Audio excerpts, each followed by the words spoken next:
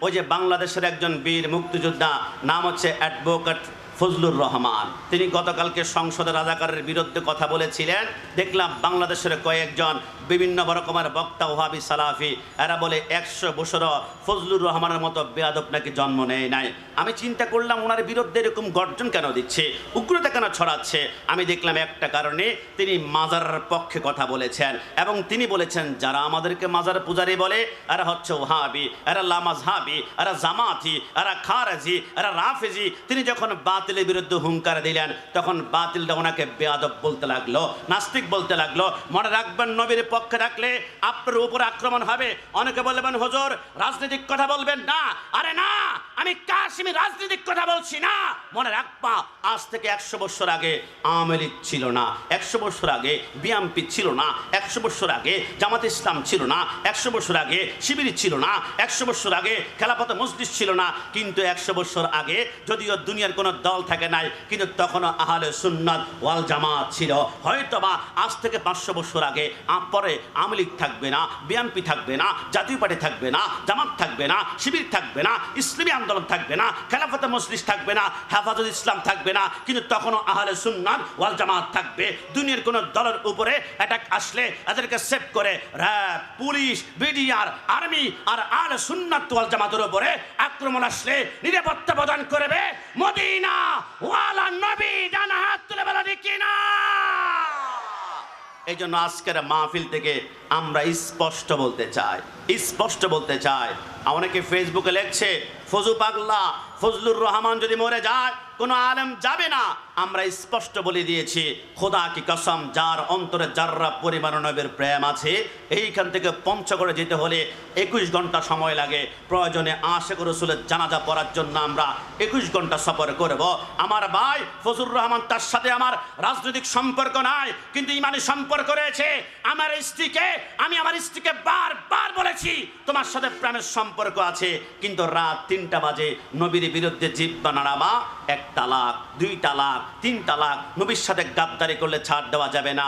কিন্তু রাস্তার কোনো মুছি যদি নবীকে ইয়া নবী সালাম আলাইকা বলে সালাম দেয়, আমরা তার জন্য জান কোরবান করব। বন্ধুত্ব হবে নবীর প্রেমের কারণে, আর গাদ্দারে দুশ্মনী হবে নবীর দুশ্মনীর কারণে। কথা বলো ঠিক কি না? এই জন্য আজকে থেকে অনুরোধ করব নবীর প্রেমটা অন্তরে রাখবেন। নবীর প্রেমটা অন্তরে কতটুকু রাখবেন সিদ্ধান্ত আপনি নেবেন। নবী আমার বলে একবার দুরূদ শরীফ পড়লে 10টি নেকি। অন্য আরেকটা হাদিস শরীফের মধ্যে এসেছে একবার দুরূদ শরীফ পড়লে 100টা নেকি। অন্য আরেকটা হাদিস শরীফের মধ্যে এসেছে একবার দুরূদ শরীফ পড়লে 1000 নেকি। আরেকটা হাদিস শরীফের মধ্যে এসেছে একবার দুরূদ শরীফ পড়লে রসুল সোনার মদিনা থেকে শুনতে পায়। অন্য আরেকটা হাদিস শরীফের মধ্যে রয়েছে রসুল্লাহর উপর একবার দুরূদ শরীফ পড়লে রসুল সোনার মদিনা থেকে আমাদেরকে সাগরিকার মোড়ে দেখতে পায়। আরেকটা হাদিস শরীফের মধ্যে রয়েছে রসুল্লাহর উপর একবার দুরূদ শরীফ পড়লে রসুল কিয়ামতের ময়দানে সুপারিশ করবে। অন্য আরেকটা হাদিস শরীফের মধ্যে রয়েছে একবার দুরূদ শরীফ পড়লে রসুল কিয়ামতের ময়দানে হাতের সাথে হাত লাগিয়ে মুসাফা করে পুলসরাত পার করাবে। আমি কাশিমি চিন্তা করলাম দুরূদ শরীফ হচ্ছে একবার বলে 10 নেকি, একবার বলে 100 নেকি, একবার বলে 1000, একবার বলে রসুল শুনতে পায়, একবার বলে রসুল দেখতে পায়, একবার বলে কিয়ামতের ময়দানে সাফাত করবে, আরেকবার বলে মুসাফা করবে। এমনটা কেন? দুরূদ একটা, ফজিলত কেন ভিন্ন ভিন্ন ভিন্ন ভিন্ন? জালালউদ্দিন সৈয়দী বলে কেন জানো? কারণ যত বেশি মুহাব্বত তত বেশি ফজিলত। তুমি যদি রসুলের প্রতি মুহাব্বত একটু কম দাও 10 নেকি পাবা। মুহাব্বত যদি আরেকটু বাড়িয়ে দুরূদ শরীফ পড়ো 100 নেকি পাবা। মুহাব্বত যদি আরেকটু বাড়িয়ে দুরূদ শরীফ পড়ো তাহলে 1000 নেকি পাবা। মুহাব্বত যদি আরেকটু বাড়িয়ে বলো তাহলে রসুল কিয়ামতের ময়দানে তোমাকে সুপারিশ করবে। আরেকটু মুহাব্বত দিলে সরকারে মদিনা মুসাফা করে করে ফুলসরাত পার করবে। মনে রাখবা যত বেশি মুহাব্বত তত বেশি ফজিলত, যত বেশি ফজিলত তত বেশি মুহাব্বত। একটু জবান খুলে বলি সুবহানাল্লাহ। রাব্বুল আলামিন মৃত্যুর আগ পর্যন্ত ওই রাসূলুল্লাহর কদমে আমাদেরকে কবুল করুক। সবাই জবান খুলে একবার বলি আমিন। না একটু জবান খুলে বলি আমিন। হাবিবে খোদা তুম হো নবী কমলি ওয়ালা, যাহারি প্রেমেতে দুনিয়া উজালা, যাহারি বিরহে দু চোখ, যাহারি বিরহে দু চোখ অশ্রু জরায় কবর কবরে হাসরে কি হবে আমার, মুসিবতে না পাই যদি, একসাথে, মুসিবতে যদি, মুসিবতে করুণা তোমার, কবরে হাসরে কি হবে আমার, কবরে হাসরে কি হবে আমার। প্রথমে একটি ইমানি কথা বললাম, এতে কি আপনারা আমার উপর খুব বেশি রাগ করেছেন? কারণ ইমানা যদি মরিচিকা পড়ে যায় তাহলে আমলে জিন্দিগি আমেলাতুন নাসবাতুন তাসলা নারান হামিয়া, আমল করতে করতে কপালে দাগ পড়ে যাবে, ওই আমল আমাকে জাহান্নামে নিক্ষেপ করবে। প্রথমে একটি ইমানি কথা বললাম যাতে করে এক টুকরো আমল একটা সমুদ্রের মতো হয়ে যায়। কেন ইমান নিয়ে কথা বলতে পারে না, চুপ করে থাকতে পারে না জানেন? কারণ আমার রসুলের আব্বা আমাকে জাহান্নামী বললে আমাদের মাথার রক্ত গরম হয়ে যায়। কথা বলো ঠিক কি না? বাংলাদেশের এক বক্তা আব্দুর রাজ্জাক বিন ইউসুফ, আর একটা কমেডিয়ান বক্তা আফসারি বলে রসুলের আব্বা আমাকে জাহান্নামী। আমি বললাম 5টা দলিল দিব, খণ্ডন করতে পারলে আমি কানে ধরলাম বাংলাদেশে কোনোদিন আর আলোচনা করব না। রসুলের আব্বা মা জান্নাতি, যারা বলবে জাহান্নামী এরা নাপাক, এরা নাপাক, এরা নাপাক। রসুলের আব্বা মা জান্নাতি। 1 নম্বর দলিল আমার আল্লাহ বলেন লা উকসিমু বিহাদাল বালাদ, রাসূলুল্লাহর কদমটা জমিনে একবার স্পর্শিত হওয়ার সাথে সাথে তামাম দুনিয়াকে আল্লাহ নামাজের মুসল্লা বানিয়ে পাক বানিয়ে দিয়েছেন। বিশ্ববিখ্যাত কিতাব মাকামুন নবুয়তের মধ্যে লেখে রাসূলের কদম একবার জমিনে স্পর্শ হওয়ার কারণে গোটা জমিনটা যদি পাক হয়ে যায়। আর মা আমেনার গর্ভের ভিতরে রাসূলুল্লাহর 9 মাস ছিলেন। কত হাজারবার রাসূলুল্লাহর কদম লেগেছে, কত শতবার লেগেছে, কত লক্ষবার রাসূলুল্লাহর কদম মা আমেনার গর্ভের ভিতরে লেগেছে, হিসাব নাই। একবার কদম জমিনে লাগলে জমিন যদি পবিত্র হয়ে যায়, মুসল্লা হয়ে যায়। আর মা আমেনার গর্ভের ভিতরে রাসূলুল্লাহ 9 মাস ছিল, মা আমেনার পেটটা পাক, মা আমেনা হচ্ছে জান্নাতি। কথা বলুন ঠিক কি না? 2 নম্বর দলিল, রাসূল বলেছে আল জান্নাতু তাহতা আকদামিল উম্মাহাত, মায়ের পায়ের নিচে হচ্ছে সন্তানের বেহেশত। একজন সাধারণ মার কদম তলে সন্তানের বেহেশত, আর রাসূলের আব্বা আম্মা জাহান্নামে যাবে। আমি দায়িত্ব নিয়ে বলছি, রাসূলের আব্বা আম্মা যদি জান্নাতে যেতে না পারে, দুনিয়ার কোনো সন্তানের আব্বা আম্মা জান্নাতে ঢুকতেই পারবে না। কথা বলো ঠিক কি না? সরকারে মদিনা জান্নাতে দলিল চাও, রাদার রাব্বে রাদাল ওয়ালিদে, আব্বা আম্মার সন্তুষ্টি মানে হচ্ছে আল্লাহর সন্তুষ্টি। দেখুন, আপনি যদি কোনো সম্পদের মালিক হন, আপনি বলেন যে এখন একটা মোটর সাইকেল আমি কাউকে গিফট করব, প্রথম হকদার আল্লাহ, তারপর রাসূল, তারপর আব্বা আম্মা। তো আল্লাহকে দেওয়া যাচ্ছে না, কারণ ধরতে পারি না। রসুলকে দিতে পাচ্ছি না, রসুল দুনিয়া থেকে পর্দা গমন করেছে। তাহলে প্রথম হকদারকে, আপনার প্রথম সম্পদের হকদার হচ্ছে আপনার মা অথবা আপনার বাবা। দুনিয়ার জমিনে কিয়ামতের ময়দানে জান্নাতের মালিক হবেন আমার নবী। আমার নবীর নাম হচ্ছে কাসেম, নবী হচ্ছে বন্টন করে। তো কিয়ামতের ময়দানে রসুল যখন জান্নাত বন্টন করবে, প্রথম হকদারকে, প্রথম হকদার হচ্ছে মা এবং তার বাবা। রসুল কিয়ামতের ময়দানে যদি আব্বা আম্মাকে জান্নাত না দেয়, তাহলে জান্নাত দিবি কাকে? রসুল বলে আমার আব্বা আম্মা জান্নাতি এবং 182 আইটেমের বালাখানা আমার আব্বা আম্মাকে আমার রেগুলার দিয়ে থাকেন। একটু জবান খুলে বলি সুবহানাল্লাহ। আর রাসূলের আব্বা আম্মা জান্নাতি হবে না? আপনি খেয়াল করুন আমার সাথে, ইউনুস আলাইহিস সালাম মাছের পেটে 40 দিন থেকে একটা দোয়া পড়েছিল। আপনারা কি বলে গিয়েছেন লা ইলাহা ইল্লা আনতা সুবহানাকা ইন্নী কুনতু মিনাজ জালিমিন? 40 দিন পরে মাছের পেট থেকে বের হলো। আমার আল্লাহ বলে, মাছ তোমার ধর্ম হচ্ছে মানুষকে খেয়ে ফেলা, কামড়িয়ে চামড়া উঠে রক্তাক্ত করা, কিন্তু তুই মাছ আমার পয়গম্বরের শরীরের একটা পশম পর্যন্ত নষ্ট করিস নাই। তুই মাছের উপর আমি রাজি হয়ে গেলাম। যা মাছ, তোর পেটে যদি একজন পয়গম্বর ছিল, কিয়ামতের ময়দানে মানুষ এবং জিন জাতি ছাড়া কাউকে আমি জান্নাত জাহান্নাম দিব না, কিন্তু তুই মাছকে আমি আল্লাহ জান্নাতে ডিক্লেয়ার করলাম। কারণ কি? তোর গর্ভের ভিতরে একজন পয়গম্বর ছিল। একটাবার চিন্তা করো যুবক, রাগ করিও না। একজন পয়গম্বরের 40 দিন একটা মাছের পেটে থাকার কারণে মাছ যদি জান্নাতে হয়ে যায়, আর আমার রসুল তো সাধারণ পয়গম্বর নয়, সাইয়্যিদুল মুরসালিন, খাতামুন নবীন, শাফিল মুজনিমিন। আমার নবী যা 40 দিন ছিলেন না, মা আমাদের গর্ভের ভিতরে 9 মাস ছিল। সূরা হযরতে ইউনুস আলাইহিস সালাম মাছের পেটে 40 দিন থাকার কারণে মাছ যদি জান্নাতে হয়, রাহমাতুল লিল আলামিন যে মা আমাদের গর্ভে 9 মাস ছিল, ওই পেটটা 100% জান্নাতি। জানা হাত তুলে বলো ঠিক না? সরকারে মদিনার শান, আজমতে আঘাত করবা না। স্পুলিংয়ের মতো সুন্নিরা বের হবে। আসসালামু আলাইকুম। কেমন আছেন? ভালো আছেন? বসেন। এই জন্য আমরা বলি রাসূল সরকারে মদিনার শানের বিরুদ্ধে আঘাত করলে আমরা সুন্নিরা বসে থাকতে পারি? জবান খুলে বলেন পারি।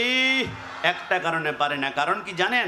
আমার নবী আহমদ, আমার নবী হামেদ, আমার নবী মাহমুদ, আমার নবী কাসেম, আমার নবী আকেম, আমার নবী ফাতে, আমার নবী খাতেম, আমার নবী হাশের, আমার নবী মাহি, আমার নবী দাই, আমার নবী সিরাজ, আমার নবী রশিদ, আমার নবী মনির, আমার নবী বশির, আমার নবী নাজির, আমার নবী হাদি, আমার নবী মাহদি, আমার নবী ইয়াসিন, আমার নবী তোহা, আমার নবী মুজাম্মিল, আমার নবী মুদাসসির, আমার নবী ইয়াসিন, আমার নবী তোহা, আমার নবী মুদাসসির, আমার নবী শফি, আমার নবী কলিম, আমার নবী খালিল, আমার নবী হাবিব, আমার নবী মুস্তাফা, আমার নবী মুর্তজা, আমার নবী মুস্তাফা, আমার নবী মুখতার, আমার নবী নাসির, আমার নবী মনসুর, আমার নবী কায়েম, আমার নবী হাফেজ, আমার নবী শহীদ, আমার নবী আদিল, আমার নবী হাকিম, আমার নবী নূর, আমার নবী বুরহান, আমার নবী হুজ্জা, আমার নবী আবতাহি, আমার নবী মতি, আমার নবী মামাইস, আমার নবী মাদানি, আমার নবী আরাবি, আমার নবী হাশিমি, আমার নবী তাহামি, আমার নবী কুরাইশি, আমার নবী রাউফ, আমার নবী রহিম, আমার নবী ইয়াতিম, আমার নবী গানি, আমার নবী জাওয়াদ, আমার নবী আউয়াল, আমার নবী আখির, আমার নবী জাহির, আমার নবী বাতিন, আমার নবী ওয়ামা আরসালনাকা ইল্লা রাহমাতাল লিল আলামিন। মাইকের আওয়াজ সামনে পিছনে ডানে বামে যারা শুনতে পাচ্ছ, আমি দায়িত্ব নিয়ে বলছি, কিয়ামতের ময়দানে আমরা সুন্নিরা নবী কি ইয়া নবী সালাম আলাইকা বলতে বলতে আমরা কিয়ামতের ময়দানে দাঁড়াবো। আর যারা ইয়া নবী সালাম আলাইকা বললে আমাদেরকে বিদআতি বলে গালি দিয়েছ, তোমরা কিয়ামতের ময়দানে দাঁড়াবে। আমি দায়িত্ব নিয়ে বলছি, যারা বাতিল মিলাদুন নবী মানে না, জষ্ট জুলুস মানে না, কিয়াম মানে না, নবীকে নূর মানে না, এরা কিয়ামতের ময়দানে জান্নাত তালাশ করবে, কিন্তু জান্নাত খুঁজে পাবে না।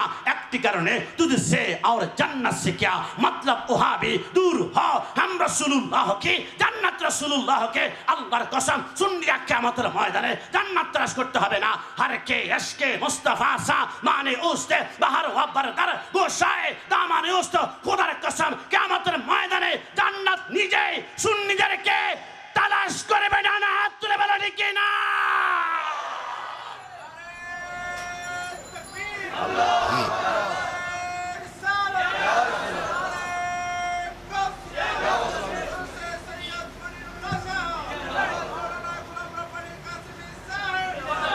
সুন্নি হতে পেরে সবাই জবান খুলে আরেকবার বলি আলহামদুলিল্লাহ। একটু জবান খুলে বলি আলহামদুলিল্লাহ। আল্লাহ রাব্বুল আলামিন আপনাকে আমাকে সুন্নি বানিয়েছে। সুন্নি किस्मत की बात है, सुन्नी तकदीर की बात है, सुन्नी नसीब की बात है। सुन्नी सबाई होते पारे ना, আল্লাহ যাকে কবুল করবে, আল্লাহকে যে অ্যাকসেপ্ট করবে, একমাত্র সে সুন্নি হবে। সুন্নিরা সকালে যা বলবে দুপুরে তা বলবে, দুপুরে যা বলবে রাতে তা বলবে, রাতে যা বলবে সকালে তা বলবে। কিন্তু বাতিলরা রাতে এক কথা, সকালে এক কথা, দুপুরে এক কথা, রাতের বেলায় জান্নাতের টিকিট দিবে, সকালবেলার খুঁজে পাওয়া যাবে না। এই জন্য আমরা এক কোটিবার বলেছি, আমরা সুন্নিরা যা বলি আমরা বলি না, আমাদের জবান দিয়ে মদিনাওয়ালা বলায়। একটু জবান খুলে বলি সুবহানাল্লাহ। জবকামান মুসল্লিয়ানে কারাম, আল্লাহর নবী সরকারে মদিনা বলে, আমি রাসূলুল্লাহ জান্নাতের মালিক, জান্নাতে ঢুকতে হলে তোমাদের জন্য চারটা আমল রয়েছে, নবী আমাদেরকে বলুন না।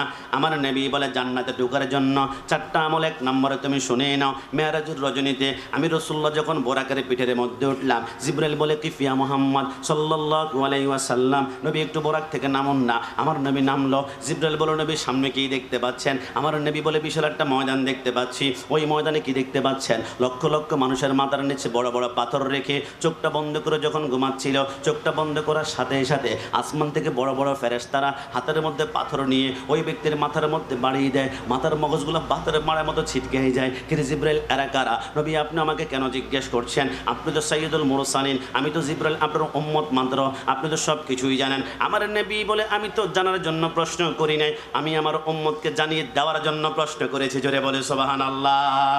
জিবরাইল বলেন, নবী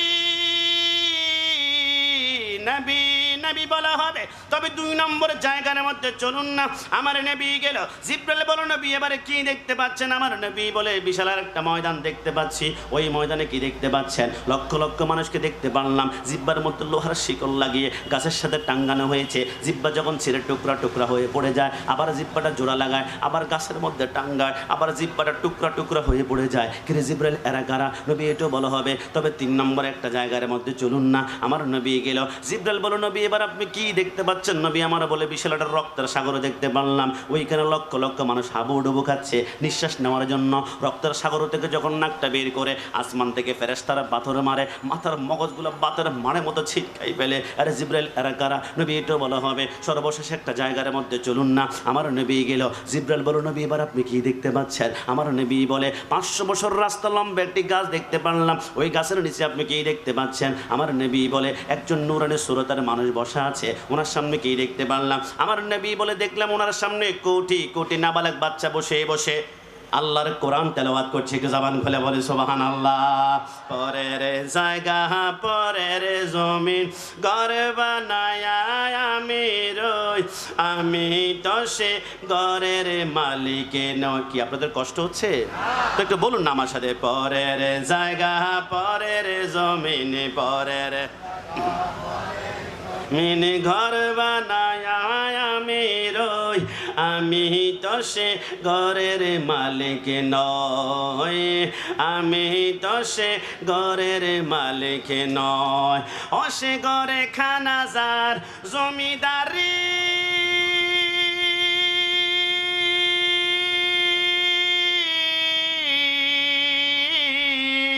আমি পাই না তাগার হুকুমে জারি,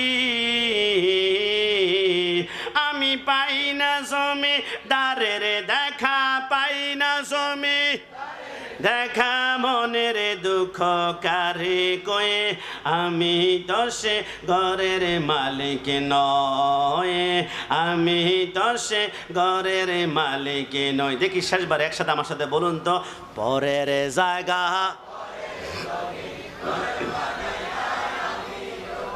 আমি তো সে ঘরের মালিক নয়, আমি তো সে ঘরের মালিক নয়। জিব্রাইল বলল নবী প্রথম জায়গার মধ্যে লক্ষ লক্ষ মানুষের মাথার নিচে বড় বড় পাথর দিয়ে ঘুমাচ্ছিল, উপরে পাথর দিয়ে বাড়ি মারে, মাথার মগজগুলো পাথর মারার মতো ছিটকে যায়। আর অন্য কেউ নয়, ওই যে ফজরের সময় মসজিদে আজান দিয়েছিল মুয়াজ্জিনে, আসসালাতু খায়রুম মিনান নাওম, ঘুম থেকে নামাজ উত্তম। বান্দা কোনো মতে মাথার নিচ থেকে শিমুল তোলার বালিশ সরায় না। যারা শিমুল তোলার বালিশে ঘুমিয়েছিল আজকে মাথার নিচে বালিশ থাকবে না, বড় বড় পাথর থাকবে। বান্দা তুমি তো জানতেই পারো না। নবী আমার বলে কিয়ামতের ময়দানে প্রথম প্রশ্নই হবে ওয়াল্লাযীনা ইয়াবিতুনা লিরাব্বিহিম সুজদান ওয়া কিয়ামা। কিয়ামতের ময়দানে আল্লাহ বলবে বান্দা সত্যিকার বল নামাজ কেন পড়স নাই? বান্দা কান্না করে বলবে আমি এমপি ছিলাম, আমি মন্ত্রী ছিলাম, আমি চেয়ারম্যান ছিলাম, আমি প্রেসিডেন্ট ছিলাম, আমি প্রাইম মিনিস্টার ছিলাম, মানুষের বিচার আচার সালিশ করতে করতে নামাজ পড়তে পারি নাই, রিলিফের মাল বন্টন করেছি, কালবাড়ের কাজ করেছি, রাজপথের কাজ করেছি,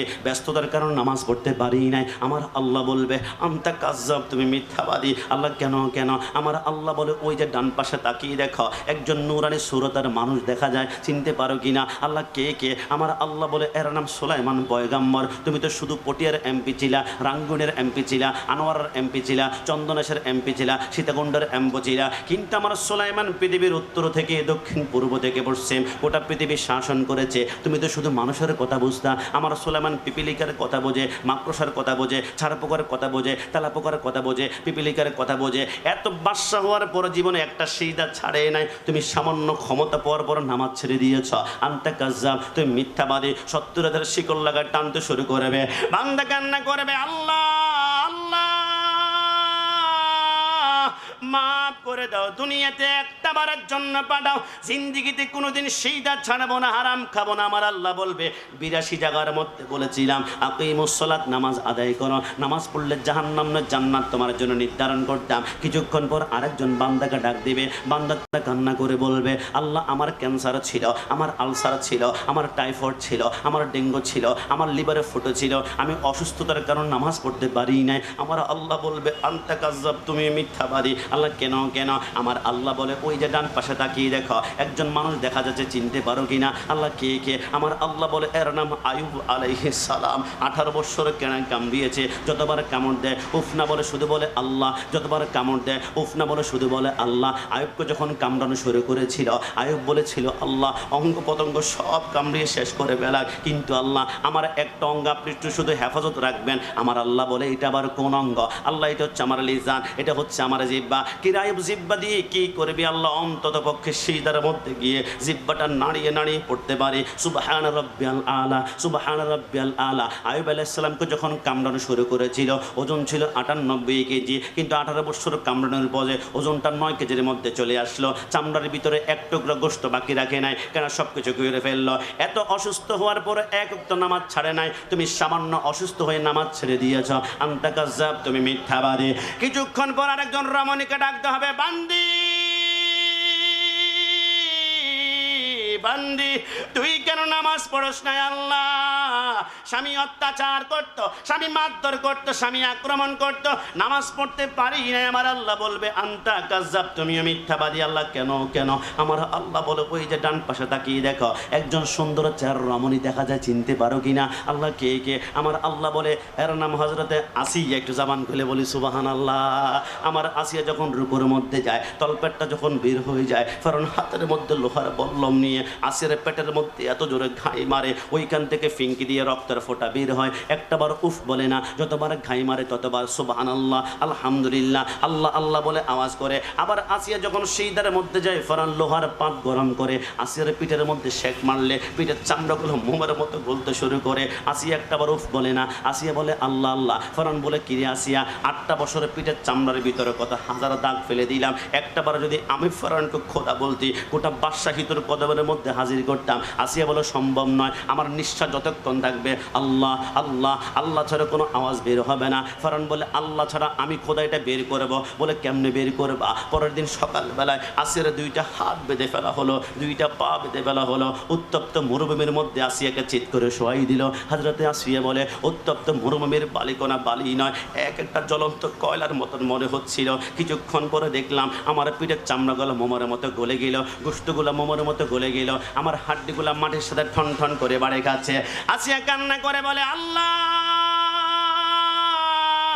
সিজদা করতে হলে পিঠের চামড়া লাগবে, গোশত লাগবে। চামড়াও নাই, গোশতও নাই, পিঠের মধ্যে হাড্ডিগুলা মাটির সাথে ঠন ঠন করে বাড়ি খায়। আল্লাহ আমি সিজদাই করতে পারবো না। এ রব্বুল আলামিন, সিজদাই যদি করতে না পারি দুনিয়া তার বেঁচে থাকতে চাই না। আল্লাহ শুনিয়েছি জান্নাতে নাকি তোমার সুন্দর একটি ঘর আছে। আল্লাহ তোমার কাছে প্রার্থনা করে জান্নাতে তোমার ঘরের পাশে আমি আসিয়াকে ছোট্ট একটা ঘর দান করো না। আমার আল্লাহ বলে জিবরাইল, আমার আসিয়া জিন্দেগিতে কিছু চায় নাই, আজকে ছোট্ট একটা জান্নাত চেয়েছে। দুনিয়ার মতো 8টা দুনিয়াকে জোড়া লাগিয়ে আসিয়ার জন্য জান্নাতে একটা ঘর বানা। সেইটা করতে দেরি হবে, আমি আল্লাহ জান্নাতে ঢুকাতে 1 সেকেন্ড পরিমাণ দেরি করব না। জোরে বলি সুবহানাল্লাহ। রোজ হাসরে প্রথম প্রশ্ন, নামাজ পড়েছ নাকি? নামাজ ছাড়া সবই আমল দেবে তোমায় ফাঁকি। নামাজ হবে প্রথম হিসাব, নামাজ হবে হিসাব হাদিসে তেরয়। নামাজে ছাড়া রোজ হাসরে নেই কোনো উপায়। ডান হাত তুলে বলো ঠিক কি না? কোরআন হাদিস খুলে দেখো, বলুন না, কোরআন হাদিস খুলে দেখো, কোরআন হাদিস খুলে পাবে সবে জায়গায়। নামাজে ছাড়া রোজ হাসরে নেই কোনো উপায়। জিবরাইল বলেন নবী 2 নম্বরের জায়গার মধ্যে লক্ষ লক্ষ মানুষের জিব্বার মধ্যে লোহার শিকল লাগিয়ে টাঙ্গানো হয়েছে। এরা আবার কারা? রক্তগুলা বের হচ্ছে, জিব্বার টুকরা টুকরা বের হয়েছে। নবী আমার বলে অন্য কেউ নয়। ফালা তাকুল লাহুমা উফফিন ওয়ালা তানহারহুমা وقل لهما قولا كريما। अल्लाह अल्लाह क्या मुबारक नाम है, अल्लाह अल्लाह आशिकों का काम है।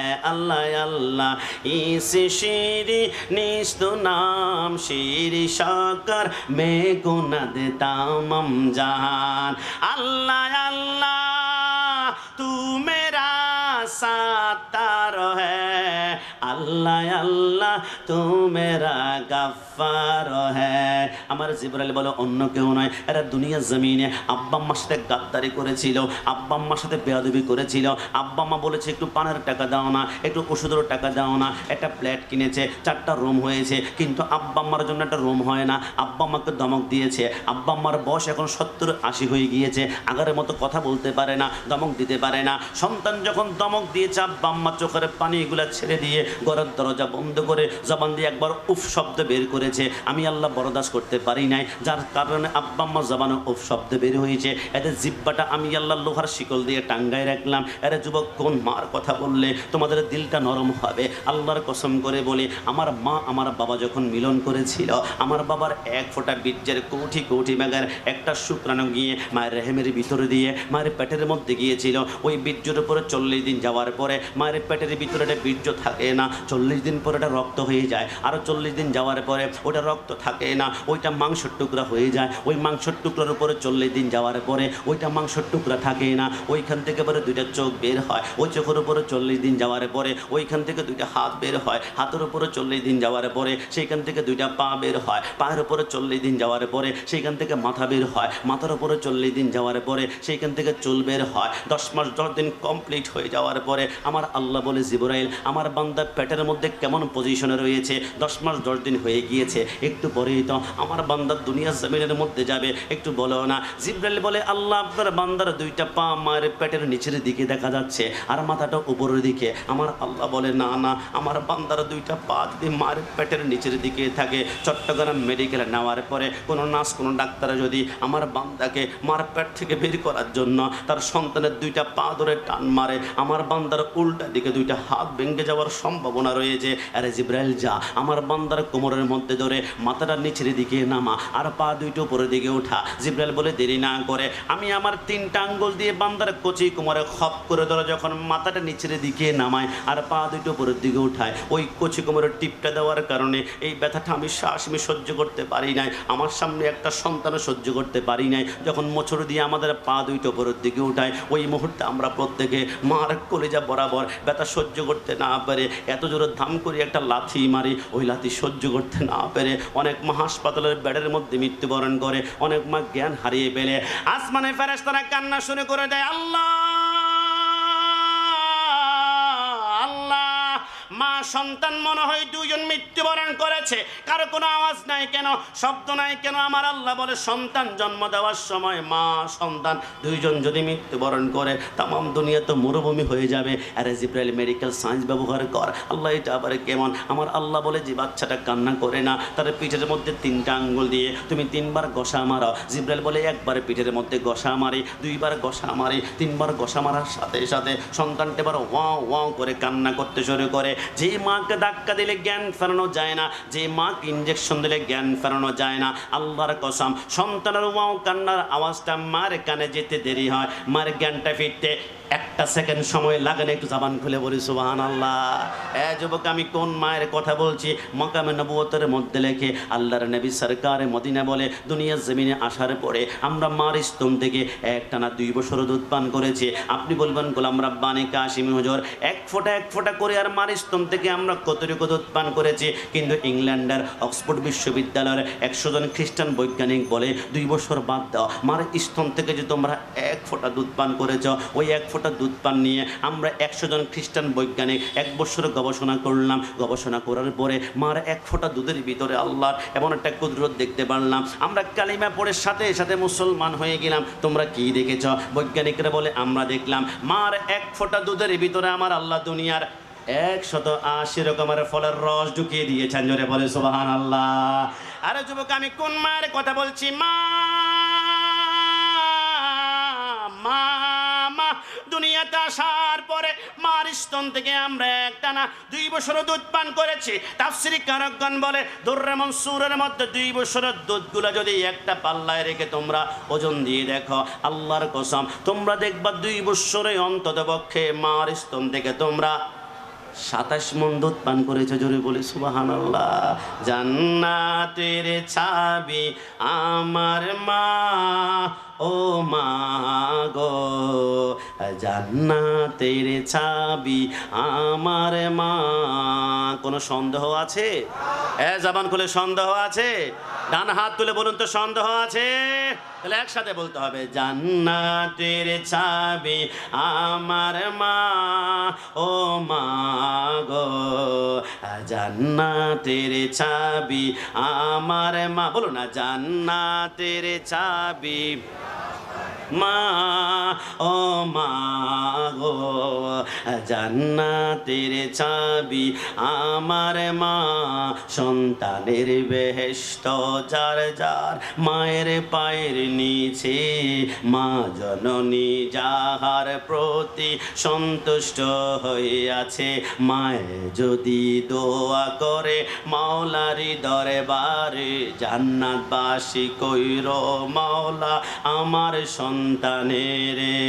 সবার আগে মায়ের দোয়া কবুল করেন সেই কিবরিয়া। ডান হাত তুলে বলো ঠিক কিনা?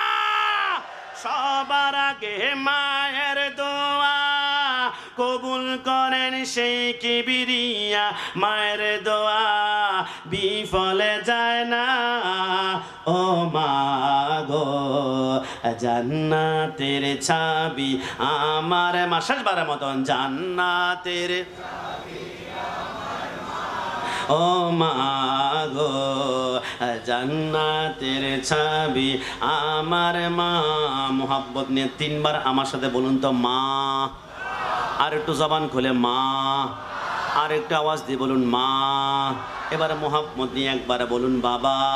আমার নবী বলেছে, আব্বা আম্মার কদমে চুমু দেওয়া মানে হচ্ছে কাবার চৌকাটে চুমা খাওয়া। আজকে থেকে মনে রাখবেন, নামাজ হচ্ছে জান্নাতের চাবি, নামাজ হচ্ছে জান্নাতের চাবি, নামাজ হচ্ছে জান্নাতের চাবি। ওই গোটা জান্নাতটাই হচ্ছে মায়ের কদম তলে। একটু জবান খুলে বলি সুবহানাল্লাহ। আরে যুবক, আমি কোন মায়ের কথা বলছি? কসম করে বলে দিয়ে যায়, হযরত আব্দুল্লাহ ইবনে মাসউদ বলে, আমি একদিন কাবার চত্বরে বসা, হঠাৎ করে একজন যুবক তার মাকে কাঁধের মধ্যে করে নিয়ে কাবা তাওয়াফ করছে। লাব্বাইক আল্লাহুম্মা লাব্বাইক লা শারীকা লাক লাব্বাইক ইন্নাল হামদা ওয়ান নি'মাতা লাকা ওয়াল মুলক লা শারীকা লাক লাব্বাইক। আমি দেখলাম যুবকটা তার মাকে কাঁধের মধ্যে করে নিয়ে একটা চক্কর দিয়েছে, 5টা দিয়েছে, 6টা দিয়েছে, 7টা চক্কর দেওয়ার পরে এবারে যুবক একবারের জন্য মার কদমটা জমিনের মধ্যে লাগাই নাই। যুবক এবারে তার মাকে ঘরের মধ্যে রেখে এসে সাহাবীকে বলে, সাহাবী, এতক্ষণ যে মাকে কাঁধের মধ্যে রেখে আমি তওবা করলাম, কেমন লাগলো? আমার সাহাবী বলে, আল্লাহর কসম, এত সুন্দর মায়ের খেদমত আমি জিন্দেগিতে কোনোদিন দেখি নাই। বলে, তাহলে একটা কাজ করেন। বলে, কি কাজ? এই যে মায়ের খেদমত করলাম, কেমন লাগলো? বলে, ভালো লাগলো। যুবক বলে, সাহাবী, আপনি কি মনে করেছেন মাকে কাঁধের মধ্যে করে নিয়ে আমি শুধু এই মুহূর্তে কোরআন তেলাওয়াত করে মাকে কাঁধে নিয়েছি? এমনটা কিন্তু নয়। আমি গতকালকে মাকে কাঁধের মধ্যে করে নিয়ে আরাফার ময়দানে আমি সেইখানে লাব্বাইক আল্লাহুম্মা লাব্বাইক বলেছি। ওবার ওই যুবক বলে, আল্লাহর ইজ্জতের কসম করে বলে, গতকালকে আমি মাকে কাঁধের মধ্যে করে নিয়ে আমি সাফা মারওয়া 7 বার দৌড়াদৌড়ি করেছি। আমি আমার মাকে কাঁধের মধ্যে করে নিয়ে আমি এইখান থেকে দৌড়াদৌড়ি করে গোটা হজটা কমপ্লিট করেছি। বলে, সত্যি নাকি? বলে, হ্যাঁ সত্যিই তো। সেই জন্য আমরা একসাথে মোহাব্বত ভালোবাসা নিয়ে আমরা একসাথে বলার চেষ্টা করি, আমরা দুনিয়ার জমিনে আমরা আল্লাহর কুদরতি কদমে সেইদা করব, আল্লাহ রাব্বুল আলামিনের কাছে আমরা প্রার্থনা করব। আর একসাথে বলবেন, মায়ের পদ তলে, মায়ের পদ তলে সন্তানের জান্নাত মিলে, সেই কথা মোদের রাসূল বলে। নারায়ে তাকবীর। একটু ভলিউম বাড়িয়ে, নারায়ে তাকবীর, নারায়ে রিসালাত, নারায়ে রিসালাত। হযরতুল আল্লামা সৈয়দ মুকাররম বারি সাহেব কেবলা, হযরতুল আল্লামা সৈয়দ মুকাররম বারি সাহেব কেবলা। সবাই জবান খুলে বলে মারহাবা, একটু জবান খুলে বলে মারহাবা। মায়ের পদ, 7বারের মতন, মায়ের পদ তলে সন্তানের জান্নাত মিলে, সে কথা মোদের রাসূল বলে। নামাজ বেহেশতের চাবি,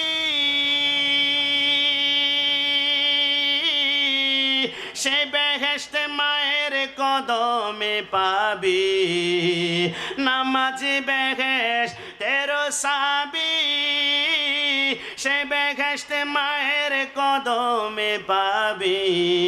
চাবি পাইলে কাজ হবে না, চাবি পাইলে কাজ হবে না, মায়ের কদমে না পাইলে সে কথা মোদের রাসূল বলে।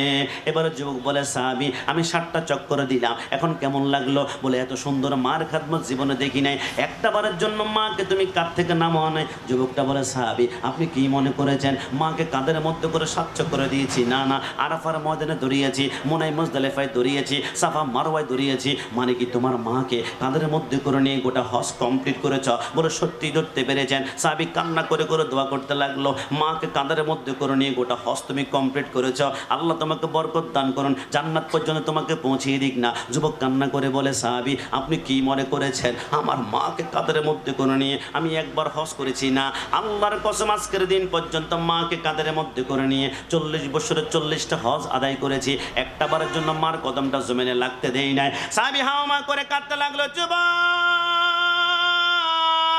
মাকে কাঁধের মধ্যে করে নিয়ে 40 বছরে 40টা হজ আদায় করেছ, তোমার ভাগ্য খুলে গিয়েছে। এবারে যুবক বলে সাহাবী আমার প্রশ্ন। বলে কি প্রশ্ন? বলে এই যে মাকে কাঁধের মধ্যে করে নিয়ে 40 বছরে 40টা হজ আদায় করলাম, এবার বলুন তো আমার মার হক কি এখন আমি আদায় করতে পেরেছি কিনা? সাহাবী হঠাৎ করে চোখ দুটা লাল করে ফেললেন। মার হকের ব্যাপারে একবার কথা বলবি, তোর সামনে আমি থাকবো না, মুখটা ফিরেই ফেলবো। আরে কি বলেন, 40 বছরে 40টা হজ আদায় করেছি, কি পরিমাণ ঘাম, কি পরিমাণ কষ্ট, কি পরিমাণ অর্থ, কি পরিমাণ পরিশ্রম হয়েছে, এখনো বুঝি মার হক আদায় হয় না? সাহাবী বলে মার হক তো দূরের কথা, অনেক দিন পরে তুমি ঘরের মধ্যে গেলে তোমার মা তোমাকে দেখে যে একটা মুস্কি হাসি দেয়, আল্লাহর কসম এখনো সেই মুস্কি হাসির হকটা তুমি আদায় করতে পারো না। জোরে জোরে বলে সুবহানাল্লাহ।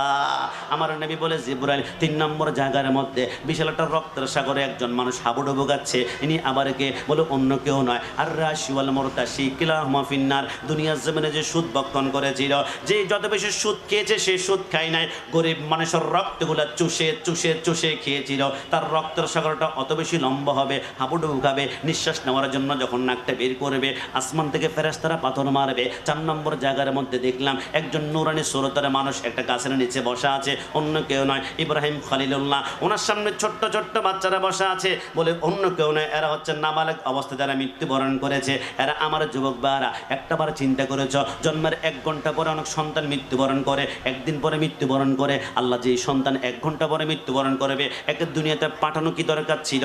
আপনি তো আগে থেকেই জানেন 1 ঘন্টা পরে মৃত্যুবরণ করবে। আমার আল্লাহ বলে জন্মের 1 ঘন্টা পরে, একদিন পরে, 1 সপ্তাহ পরে কেন মৃত্যুবরণ করে? আল্লাহ কেন? আমার আল্লাহ বলে আমি যে রহমান তাই মৃত্যুবরণ করাই। আল্লাহ বুঝলাম না কেমন রহমান হলেন? সন্তান মৃত্যুবরণ করেছে, আব্বা মা বুকের মধ্যে হাত দিয়ে ছাপড়িয়ে ছাপড়িয়ে কান্না করে আর চোখের পানি পেলে। আমার আল্লাহ বলে কেন মৃত্যুবরণ করায়? শুনো, আমি যখন দেখি কোনো সন্তানের আব্বা আম্মা কিয়ামতের ময়দানে ফুলসিরাত পার হতে গেলে এদের হাতের মধ্যে কোনো আমল নামা থাকবে না, এরা ফুলসিরাত পার হতে পারবে না, পাগুলা কেটে কেটে জাহান্নামের মধ্যে পড়ে যাবে। ওই আব্বা আম্মাকে আমি আল্লাহ জাহান্নাম থেকে বাঁচানোর জন্য সন্তানগুলোকে নাবালক অবস্থায় মৃত্যুবরণ করায়, মাঝে মাঝে পুকুরের মধ্যে ডুবিয়ে মৃত্যুবরণ করায়, মাঝে মাঝে রাস্তায় অ্যাক্সিডেন্টে মৃত্যুবরণ করায়, মাঝে মাঝে রাস্তার এক পাশ থেকে অন্য পাশে পার হতে গেলে মোটর সাইকেলের ধাক্কা মৃত্যুবরণ করায়। আল্লাহ বুঝলাম না কেন? আমার আল্লাহ বলে কিয়ামতের ময়দানে ছোট্ট বাচ্চাটা বলবে আল্লাহ আমি কোন দিকে যাব? আমার আল্লাহ বলে তুমি মাসুম, তুমি নিষ্পাপ, তুমি চোখের পলকে জান্নাতে চলে যাও। ছোট্ট বাচ্চাটা বলবে আল্লাহ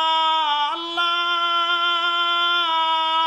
আমি তো জান্নাতে যাব, কিন্তু আমার মা কোথায়, আমার বাবা কোথায়? আমার আল্লাহ বলবে তোমার আব্বা আম্মা তো জাহান্নামে। আল্লাহ আব্বা আম্মাকে জাহান্নামে রেখে আমি কেমনে জান্নাতে যাব?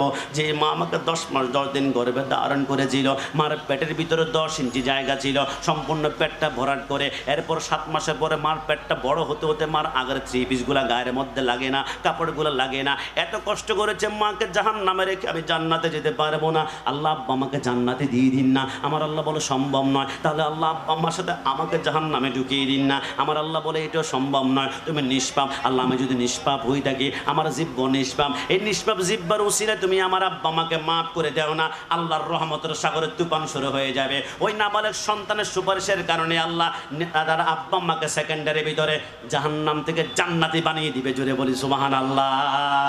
তুমি নবীর উম্মত দাবি করো, সুন্নাহ মানো না, নবীর অপমানে তোমার হৃদয় কাঁদে না। ডান হাত তুলে বলো ঠিক কিনা? তুমি নবীর উম্মত দাবি করো সুন্নাহ মানো না, নবীর অপমানে তোমার হৃদয় কাঁদে না, তুমি বিজাতীয় সংস্কৃতিতে সপেছ পরাণ, তুমি কেমন মুসলমান, তুমি কেমন মুসলমান, বলুন না তুমি কেমন তুমি কেমন মুসলমান। নামাজের সাথে নাই পরিচয়, নামাজের সাথে নাই পরিচয়, মানো না কোরআন, তুমি কেমন মুসলমান, তুমি কেমন মুসলমান। তুমি সুদের টাকায় প্রাসাদে গড় ঘোষ ছাড়ো না, দিন দুঃখী না খেয়ে মরে খবর রাখো না, ডান হাত তুলে ভালো ঠিক না।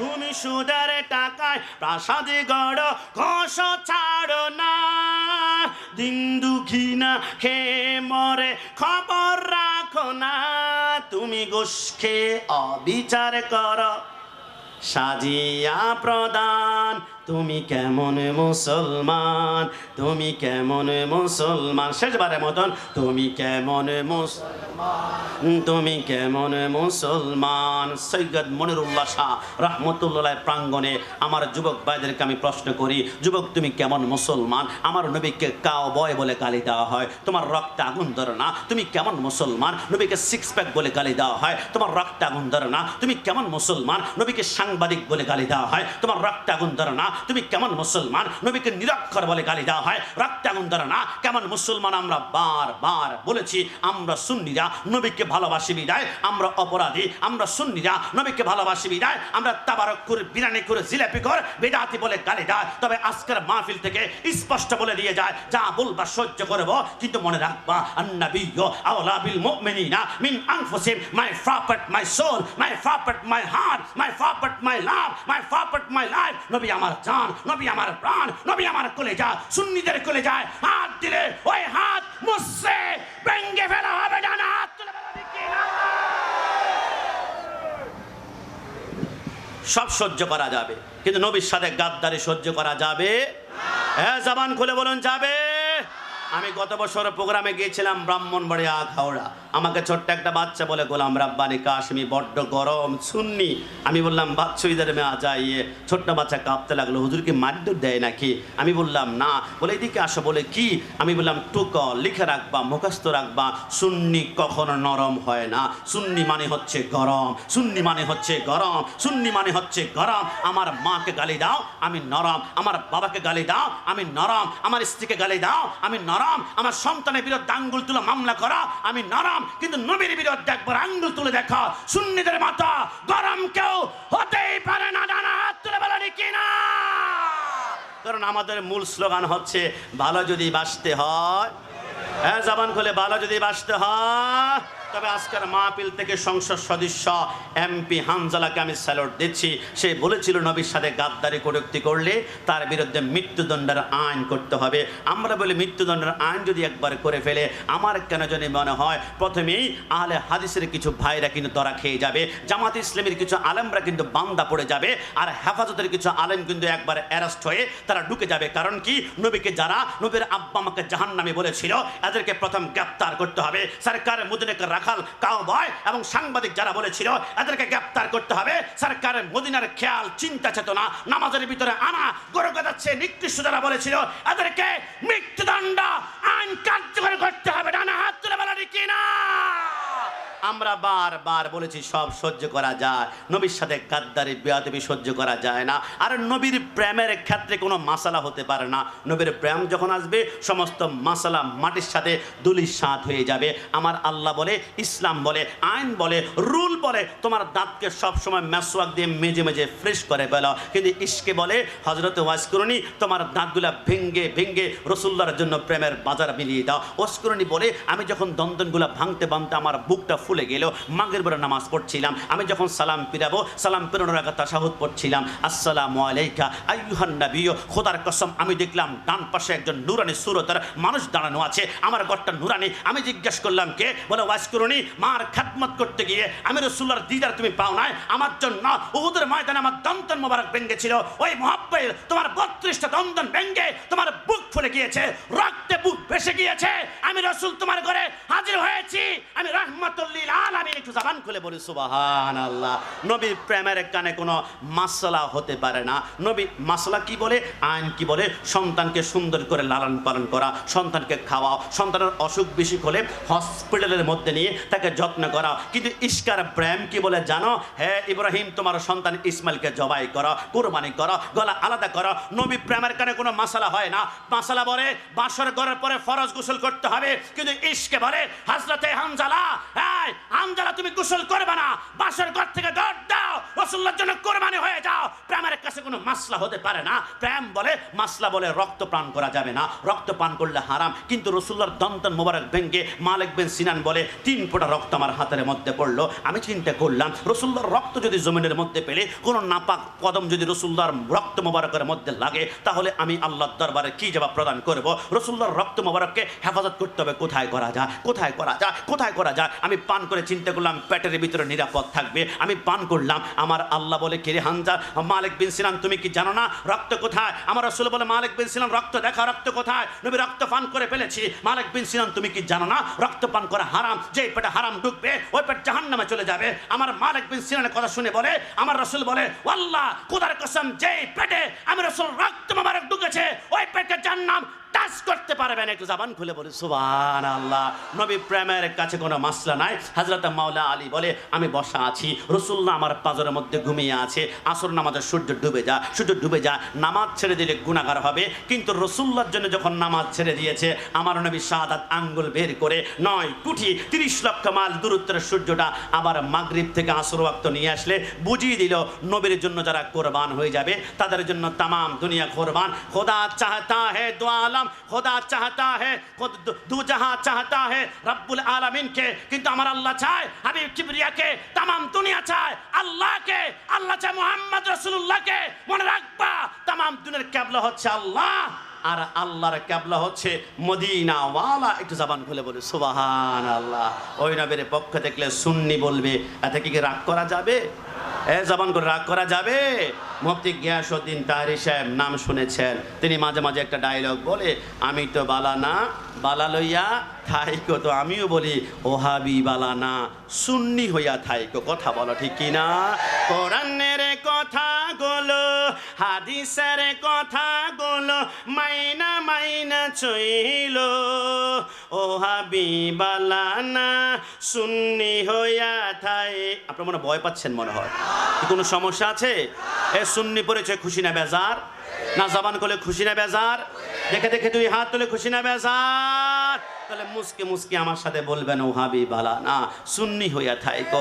এখন যদি আপনার আশেপাশে কোনো বন্ধু, আপনার কলিজার বন্ধুর মুখ কালো হয়ে যায়, জবান বন্ধ হয়ে যায়, বুঝতে হবে তার ইমানে গন্ডগোল আছে। কথা বলো ঠিক কিনা? কোরআনের কথা গুলো, হাদিসের কথা গুলো মাইনা মাইনা চইল, ওহাবি বালানা সুন্নি হইয়া থাইকো। বলুন না ওহাবি বালানা। নামাজ রোজা ইমান তাজা করিবা সকলে, ওলি আল্লাহ গাউস কুতুব সবাই নামাজে পড়ে। মন থেকে বলুন 5 ওয়াক্ত নামাজ পড়তে চাই কি না? একটু 2 হাত তুলে আল্লাহকে দেখান তো, চাই কি না? নামাজ রোজা ইমান তাজা করিবা সকলে, ওলি আল্লাহ গাউস কুতুব সবাই নামাজ পড়ে। জান্নাতের চাবি নামাজ, জান্নাতের চাবি নামাজ, নবীর প্রেমে পড়িও, ও হাবিবালানা সুন্নি হইয়া থাইকো, ও হাবিবালানা সুন্নি হইয়া। ভলিউম 100% দেখি সবাই, এবার ফুল হাই আওয়াজে বলি তো, ও হাবিবালানা সুন্নি হইয়া। নবীকে মাটি বলে ও হাবি যারা, নুরুন আলা নুরাতালা। ডানা হাত তুলে বলো ঠিক কিনা? নবীকে মাটি বলে ও হাবি যারা, নূর নালা নূর নবী বলেন আল্লাহ তাআলা। নবীর নূর সবই পয়দা হাদিস খুইলা দেখো, ও হাবিবালানা সুন্নি হইয়া, শেষবারের মতন ও হাবি সুন্নি হইয়া। রব্বুল আলামিন মৃত্যুর আগ পর্যন্ত সুন্নি পরিচয় বাঁচতে পারে। সবাই জবান খোলে উচ্চ আওয়াজে একবার বলি আমিন। তবে সুন্নি হতে হলে বেদাতি বিদাতি বলবে।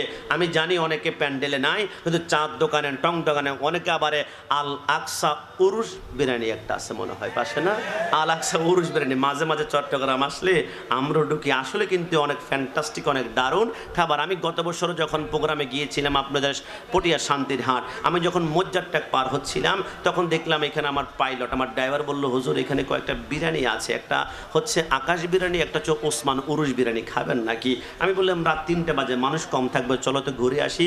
আমি গিয়ে দেখলাম উরুস বিরিয়ানিতে ঢুকবো, 10 থেকে 12 জন কমই মাদ্রাসার ছাত্র বসে বসে উরুস বিরিয়ানি খাচ্ছে। আমি মাথার মধ্যে হাত বুলি বললাম বাবা উরুস তো মানো না, কিন্তু উরুস বিরিয়ানি কেমন লাগছে?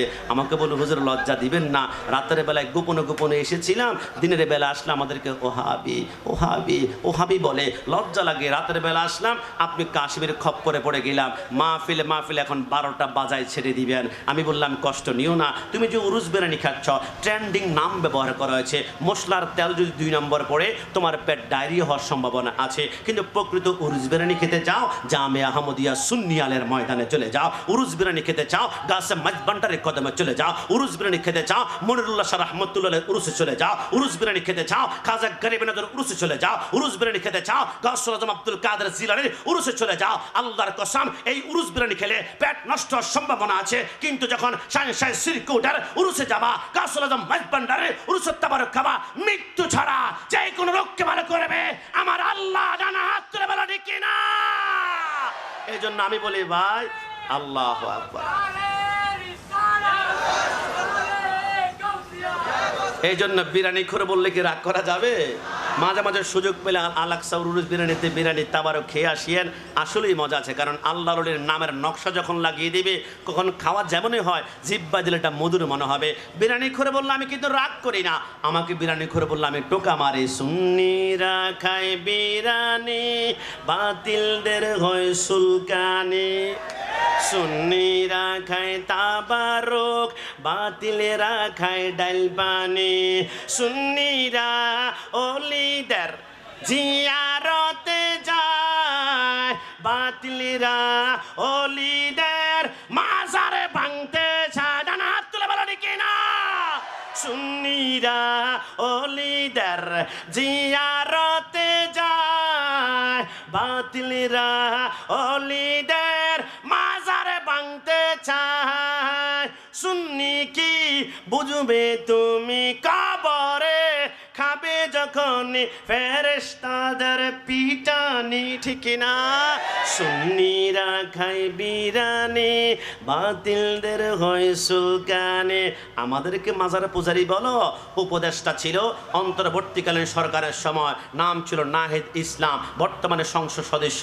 আজকে দেখলাম বলে বিএনপি সরকার আপনারা আসার পরে কুষ্টিয়াতে একজন পীরের দরবারে পুড়ি দিয়ে একজন পীরকে পিটতে পিটতে মেরে ফেলেছিল। আর একজনকে মারার কারণে তোমার চোখ এত বড় হয়ে গিয়েছে। আর অন্তর্বর্তীকালীন সরকার যখন তুমি উপদেষ্টা ছিলা 180টা মাজার ভাঙ্গা হয়েছে, আগুন দেওয়া হয়েছে।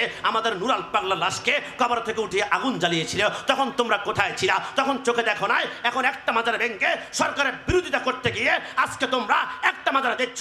ওলি আল্লাহর বিরুদ্ধে যারা গাদ্দারি করবে তাদেরকে হুঁশিয়ার করে দেয়। 2013 সালে শাপলা চত্বরে দাঁড়িয়ে এক মৌলবী বলেছিল আমি যদি বাংলাদেশের প্রধানমন্ত্রী হতে পারি সমস্ত মাজার লাথি দিয়ে ভেঙে ফেলবো। ওই বাবুনগরের মৌলবী 1 মাস পরে ডান পা প্যারালাইজড হয়ে গিয়েছে, 2 মাস পরে বাম পা চলে গিয়েছে, 1 বছর পরে টয়লেটের মধ্যে পড়ে মৃত্যুবরণ করেছে। মনে রাখবা আল্লাহর ওলির মাজারে একটা কঙ্করে হাত দিলে হাত মুছছে ভেঙে ফেলা হবে। ডান হাত তুলে বলেন কিনা। আমরা আমরা সুন্নিরা মাজারে পূজা করি না। আল্লাহর ওলিরা মাজারে পূজা শেখানোর জন্য আসে নাই, আল্লাহর ওলিরা পূজা থেকে সিজদা শেখানোর জন্য আগমন করেছে। শাহজালাল রহমতুল্লাহ আলাইহি বাংলাদেশে এসে আমাদেরকে শিখিয়েছে পূজা করা যাবে না, সিজদা করতে হবে আল্লাহর কুদরতি কদমে। তাই তো বাংলাদেশের প্রত্যেকটা মাজারের পাশে একটা একটা সিজদা করার জন্য মসজিদ তোমাকে আমি দেখাতে পারবো। শাহজালাল মাজারের পাশে মসজিদ আছে, শাহপুরান মাজারের পাশে মসজিদ আছে, খুলনা খানজান আলী মাজারের পাশে মসজিদ আছে, রাজশাহী শাহ মাখদুম রূপসী বাংলা মাজারের পাশে মসজিদ রয়েছে, নাসিরউদ্দিন সিপাচালার হবিগঞ্জের মাজারের পাশে মসজিদ আছে, কেল্লা শাহ রহমতুল্লাহ মাজারের পাশে মসজিদ আছে, আমানত শাহ, গরিবুল্লাহ শাহ, মিসকিন শাহ, শেরে বাংলা রহমতুল্লাহ মাজারের পাশে মসজিদ আছে, গাছম মাঝবান্ডের মাজারের পাশে মসজিদ আছে, শাহ শাহ সিরকুটের মাজারের পাশে মসজিদ আছে, খাজা গরিবানী মাজারের পাশে মসজিদ আছে, হযরত আব্দুল কাদের জিলানী মাজারের পাশে মসজিদ আছে। আল্লাহর ওলিরা আমাদেরকে পূজা শিখাতে আসে নাই, আল্লাহর ওলিরা পূজা থেকে সিজদা শেখানোর জন্য আগমন করেছে। আল্লাহর ওলিরা আমাদেরকে শিখিয়েছে জিয়ারত হবে মাজারে, আর সিজদা হবে মসজিদে। ডানা তুলে বলো ঠিক কিনা? নারায়ে তাকবীর, নারায়ে রিসালাত, নারায়ে গাউসিয়া। হযরতুল আল্লামা সৈয়দ মুকাররম বারি মাদ্দাজুল আলী সাহেব, নারায়ে তাকবীর।